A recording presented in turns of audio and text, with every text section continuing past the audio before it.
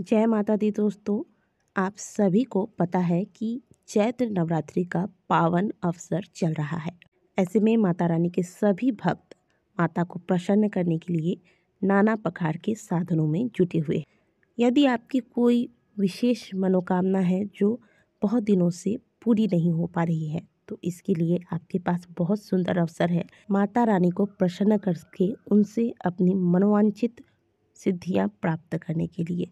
इस दौरान आप कई प्रकार के उपायों द्वारा माता को प्रसन्न कर सकते हैं। आज की वीडियो में हम कुछ विशेष उपाय आपके साथ शेयर करने वाले हैं जिन्हें आप नवरात्रि के दौरान करके माता को प्रसन्न कर सकती हैं। और आपका यदि कोई बहुत दिनों से अटका हुआ कार्य है या फिर वैवाहिक जीवन में आपको परेशानियां आ रही हैं, अच्छे स्वास्थ्य की कामना रखते हैं या फिर धन संबंधित परेशानियां हैं या फिर कोई भी मनोकामना हो, इन सभी मनोकामनाओं की पूर्ति के लिए आप इन उपायों को कर सकते हैं। इसके लिए आपको लेने हैं लौंग।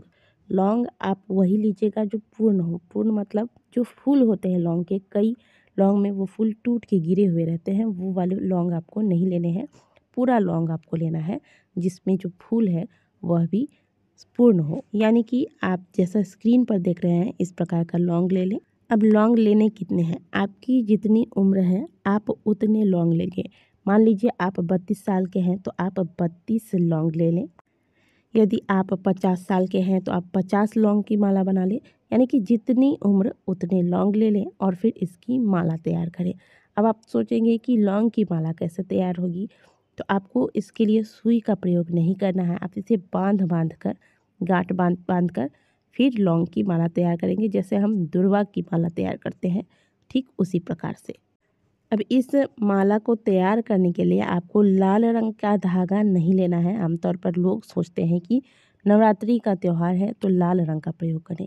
आपको काले रंग के धागे में इस माला को तैयार कर लेना है। अब आप स्नान इत्यादि करने के बाद जो भी आपने माता रानी की चौकी पर मूर्ति स्थापित की है या फिर फोटो स्थापित कर रखी है, अपनी मनोकामना कहते हुए माता को यह माला आप धारण करा दें, यानी कि पहना दें। ध्यान रखिएगा कि इससे पहले माता के समक्ष एक घी का दीपक लगा लें, माता को अक्षत पुष्प चंदन इत्यादि द्वारा पूजा कर लें। इसके बाद यह माला माता को अर्पित करें अपनी मनोकामना कहते हुए। अब यदि आपने अखंड ज्योत जला रखा है तो फिर आपको ऐसे में अलग से दीपक लगाने की आवश्यकता नहीं है। अब इस माला को पहनाने के बाद आप इस माला को तब तक मत निकालिएगा जब तक आपकी जो मनोकामना है वह पूर्ण ना हो जाए। जब आपको लगे कि आपकी मनोकामना पूर्ण हो गई है, तब आप इस माला को निकालें और जाकर किसी भी बहती नदी में इसे प्रवाहित कर दें।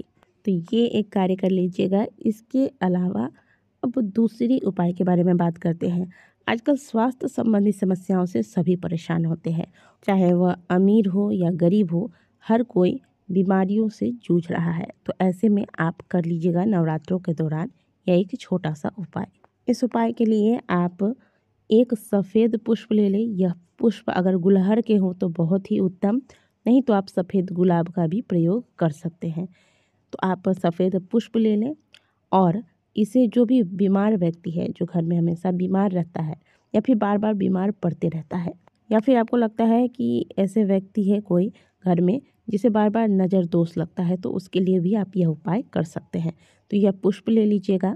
इस पुष्प को उस बीमार व्यक्ति के या फिर जिस इंसान के लिए आप यह उपाय कर रहे हैं उनके सिर से क्लॉकवाइज 21 बार आपको यह फूल घुमाना है। अब इस फूल को लेकर आप महादेव के मंदिर चले जाएं। इस उपाय के लिए आपको महादेव के शिवलिंग की आवश्यकता होगी, तो मंदिर जाएं और महादेव के शिवलिंग के समक्ष जाकर महादेव के शिवलिंग में जो जलाधारी का हिस्सा है, उस जलाधारी पर कुंदकेश्वर महादेव का नाम लेकर इस पुष्प को रख देना है। और आपको कुछ भी करने की आवश्यकता नहीं है। ध्यान रखिएगा कि जब भी आप बीमारी के लिए कोई भी उपाय करते हैं शिवलिंग के समक्ष, तो आपको कुंदकेश्वर महादेव का ध्यान करना है, उनका नाम लेकर ही उपाय करना है। अब इसके बाद आप चाहें तो पूजा पाठ इत्यादि जो भी करना है महादेव के मंदिर में वो कर सकते हैं। अब बात करते हैं धन प्राप्ति के उपाय के बारे में। यदि आप बहुत ज़्यादा परेशान हैं, धन संबंधित समस्याओं से कर्ज में डूबे हुए हैं या फिर कोई भी समस्या है धन संबंधित, तो ऐसे में आपको ले लेना है थोड़ा सा मक्खन। माँ दुर्गा के किसी भी मंदिर में आप यह मक्खन लेकर चले जाएं। ध्यान रखिएगा कि यह मक्खन आप अपने हाथों में लेकर जब जाएंगे, कहीं से भी इसका स्पर्श किसी और चीज़ में नहीं होना है। डायरेक्ट लेकर जाएं और माता के चरणों में ले जाकर डायरेक्ट यह मक्खन का आप भोग लगा दें। नवरात्रि के 9 दिनों में से किसी भी एक दिन आप इस उपाय को करें। इससे माता रानी बहुत प्रसन्न होती हैं। आप किसी भी दिन इस उपाय को कर सकते हैं और फिर देखिएगा कि आपके जीवन में जो भी धन संबंधित समस्याएं हैं, माता रानी की कृपा से वह समाप्त हो जाएंगी। जब आप मक्खन चढ़ा देंगे तो माता से धन संबंधित समस्याओं के लिए निवारण के लिए प्रार्थना करें और इस मक्खन को वहीं चढ़ाकर छोड़ दें। जो भी मंदिर के पुजारी हैं या फिर कोई भी व्यक्ति इस मक्खन को उठा लेगा। नवरात्रि के दौरान माता के किसी भी मंदिर में आप 1 घंटे का दान अवश्य करें। 1 घंटी ले जाएं, माता की विधि पूर्वक पूजा अर्चना सब कर लें और फिर इस घंटी को माता के मंदिर में लगा दें और फिर श्रद्धा भाव से माता की इस घंटी को बजाएं, माता को प्रणाम करें, घर को वापस आ जाएं। इससे आपके यश में वृद्धि होती है। जो भी भक्त मंदिर में आएंगे और आपके द्वारा लगाए गए इस घंटी को बजाएंगे तो मंदिर में आपके द्वारा लगाए गए घंटी जितनी बार भक्त बजाएंगे उतनी बार आपको माता की कृपा प्राप्त होती रहेगी और आपके यश में वृद्धि होगी। आपका यश चारों ओर फैलेगा। इन 9 दिनों में से किसी भी एक दिन अगर आपके द्वारा संभव हो तो माता के मंदिर की सफाई अपने हाथों से करें। इससे माता को बहुत ज़्यादा प्रसन्नता होती है और उस व्यक्ति पर माता की कृपा बनी रहती है। माता अपने ऐसे भक्तों की सदैव मनोकामना पूर्ण करती हैं। नवरात्रि के इन 9 दिनों में से आप अगर संभव हो तो प्रतिदिन माता के मंदिर में जाएं और सिद्ध कुंजिका स्तोत्र का पाठ करें।